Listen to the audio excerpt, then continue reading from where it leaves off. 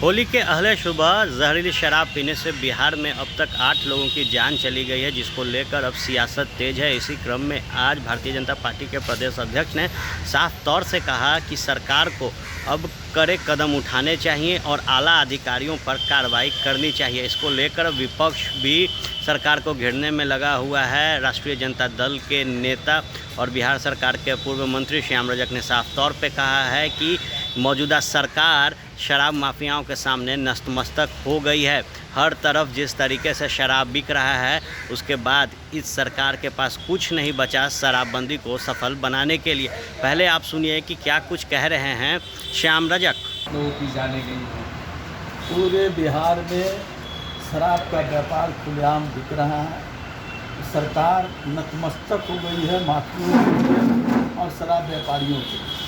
कथनी उनकी रहती है, करनी ठीक उसके विपरीत रहती है। इस राज्य के मुख्यमंत्री कथनी और करनी में कहीं तालमेल नहीं है और वो सिर्फ हर बार कहेंगे कि कानून का राज है, कानून अपना काम करेगा। कानून यही काम कर रही है कि तानाशाही बरत रही है, शराब माफियाओं को पूरे रूप से छूट दिए हुए हैं, किसी पर कार्रवाई नहीं हो रही है, गरीबों को मारा जा रहा है, बड़े लोगों को बचाया जा रहा है। संजय जायसवाल ने कहा है, सहयोगी बीजेपी संजय जायसवाल ने कहा, नीतीश कुमार को आईना दिखाया है कि अधिकारियों पर जब तक कार्रवाई नहीं होगी, जो सीनियर अधिकारी है, तब तक ये रुकने वाला नहीं है। मुझे बड़ा आश्चर्य लगता है कि स्टेफनी बाबू के पर इन लोग कह रहे हैं, स्टेफनी को तो वही सहारा लगाए हुए हैं कि स्टेफनी को निकाल दें। ये कहने से क्या होता है, कह कर करके अपना चेहरे को चमकाना चाहते हैं। चेहरा चमकने वाला नहीं है।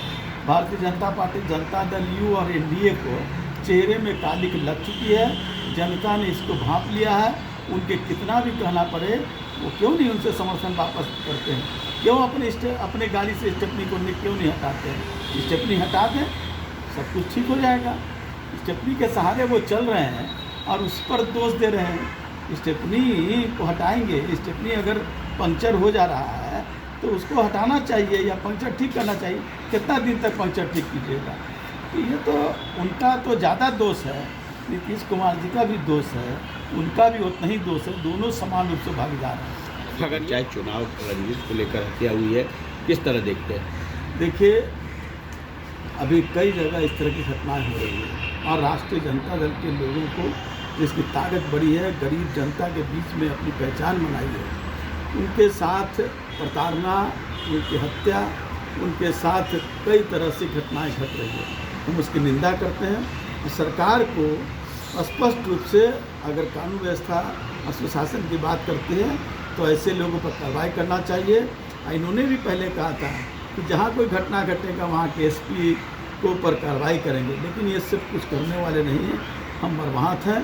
उनके परिवार से हमारे लोग गए भी हैं मिलने के लिए और मिले भी हैं। हम लोग एक बड़ा आंदोलन खड़ा करेंगे इन सब चीज़ों को सवाल करेंगे। आपने सुना श्याम रजक का साफ तौर पे कहना है कि सरकार के पास कुछ नहीं बचा, सरकार हर मोर्चे पर विफल है।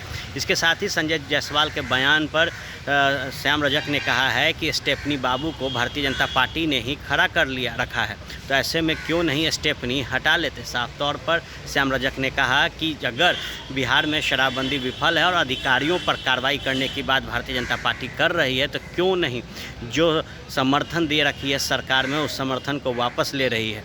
क्यों नहीं नीतीश सरकार को बैकफुट पर ढकेला जा रहा है? कुल मिलाकर श्याम रजक ने एक बड़ा प्रहार किया है एनडीए सरकार पर और कहा है कि अगर भारतीय जनता पार्टी को लगता है कि शराबबंदी सफल नहीं है और अधिकारियों पर कार्रवाई होनी चाहिए, तो सबसे पहले नीतीश कुमार को सबक सिखाना चाहिए और नीतीश कुमार से समर्थन भारतीय जनता पार्टी को वापस लेना चाहिए। बहरहाल तमाम राजनीतिक गलियारों से जुड़ी खबरें आपको फर्स्ट बिहार में मिलेंगी। बने रहे फर्स्ट बिहार के साथ। धन्यवाद।